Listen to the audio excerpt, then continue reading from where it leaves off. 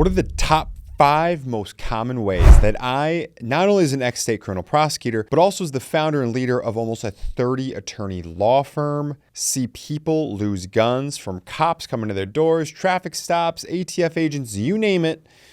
Guys, let's get into it.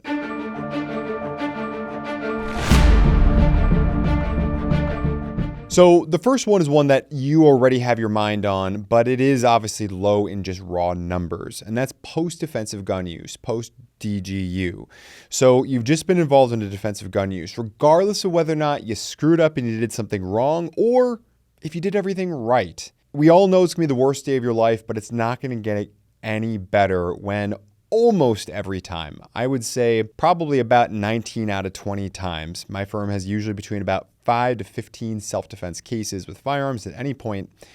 And I'd say about 19 out of 20 cases, the cops are taking the gun. Now, what I don't want you to do is use some sort of absolutely awful gun that you hate because you're afraid that the cops might be taking it in the highly unlikely event you ever have to use it to protect your life or the life of another. That's kind of like buying an absolute beater of a car because you don't want your nice one to get hurt in the event of a car accident. So you're probably going to increase your chances of dying in the beater. Maybe isn't as reliable as it should be. So don't be that guy that has the crap gun.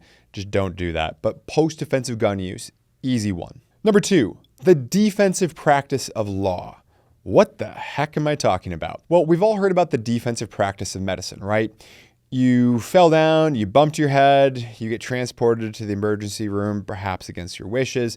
And next thing you know, they're doing CTs, they're doing x-rays, they're doing blood, they're doing all sorts of different things. And you're just like, I've got a bruise. Why do I need all this? Well, the answer is because the doctors in the hospital don't want to be sued in case you're that 1 in 1,000 chance that it turns out that something much more serious could be wrong. That's the defensive practice of medicine. Let's talk about the defensive practice of law. If a petitioner goes in and basically says the magic words of, yep, I'm afraid he hit me on this particular date, regardless of how true or untrue that is, it's going to be extremely difficult to defend against that allegation. I call it the magic words because it plays into the defensive practice of law by the judge or commissioner who doesn't want to be the one getting posterized in case, you know what, maybe you are that person who did do that. They don't know. They weren't there, and you're probably going to deny it the vast majority of the time. And regardless of where the truth falls, here is one thing that is true. They don't want to get posterized on the news if you do go out and do something because they failed to issue the restraining order. They failed to issue the injunction. They're not going to do that. That's the defensive practice of law in restraining orders.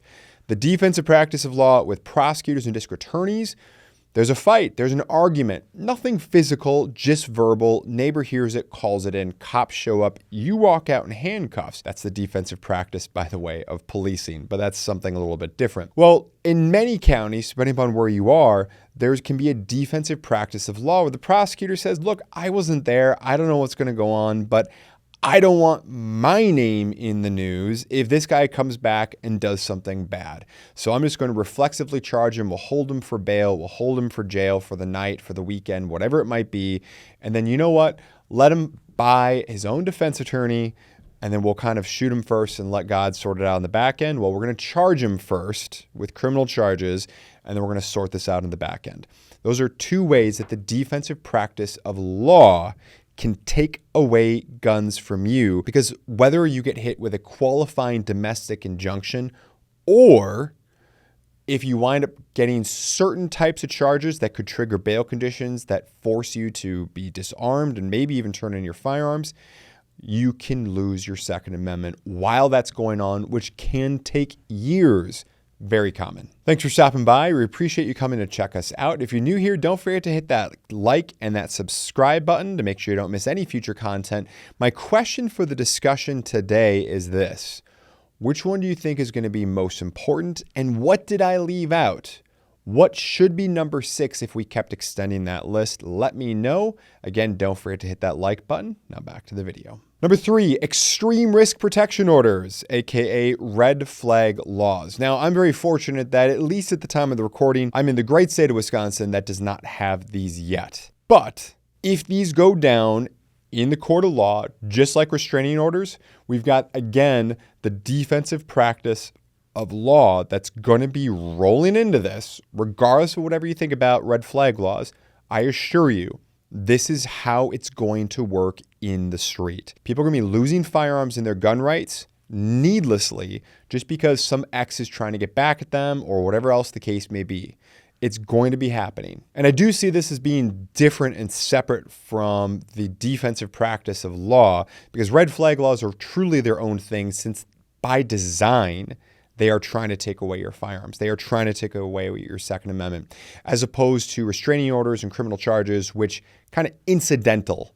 I don't want to go all Thomas Aquinas on you here, but incidentally, they are taking it away, as opposed to it's the entire purpose of it to take away your gun rights, like in a red flag law. Number 4, this one's pretty self-inflicted if we're being honest, and that's getting arrested, specifically in combination where there's drugs, where there's alcohol, where there's threats, something like that, and we have the presence of firearms. Very easy way not only to lose the firearm involved in that case, but when, not if, when the criminal charges come up after that, look for those bail restrictions, look for those confiscations, look for all that kind of stuff to be coming with it. So keep in mind that even if you're in a state where something might be legal, illegal, doesn't matter. If you're traveling across straight lines, if you're trying to responsibly, but perhaps not legally partake, you are putting your Second Amendment rights at risk. And don't think that I'm necessarily condoning that risk.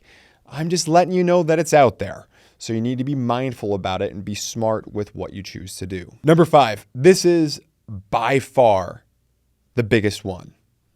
Politicians. Gun laws can take millions and tens of millions and hundreds of millions of firearms away from lawful, responsible firearm owners, probably like you watching this. And you know what? If we look around the history of the world, they have done exactly that. Politicians, politics, and of course, elections will absolutely determine when cops, when ATF agents, when whoever else is going to be showing up to be able to take your guns. We made a few videos. Hopefully one is appearing up on the card right here, showing what you can do if cops or the ATF show up to try to take your guns. How do you handle them? Know your rights, understand how to, I'm not going to say play the game, but resist playing the game lawfully so you stay out of cuffs and you keep that piece of steel where it needs to be, in your basement, in your bedroom, wherever else. Let me know what you think should be number 6. If I get enough great suggestions, maybe we'll make a follow-on video. Don't forget to hit that like button. Now let's close out with our ever popular quote of the day. This one comes from Greek thinker Aeschylus. For this is the mark of a wise and upright man, to not rail against the gods in misfortune. Bad things happen, but you're not going to make it any better by, even if it's not your fault, blaming others. You just got to pick up and keep going on. That's all the time we have for today. I will see you in the next one. Thanks for sticking around to the end of the video. If you enjoyed this one, please feel free to check out some of our other great content, and we'll see you in the next one.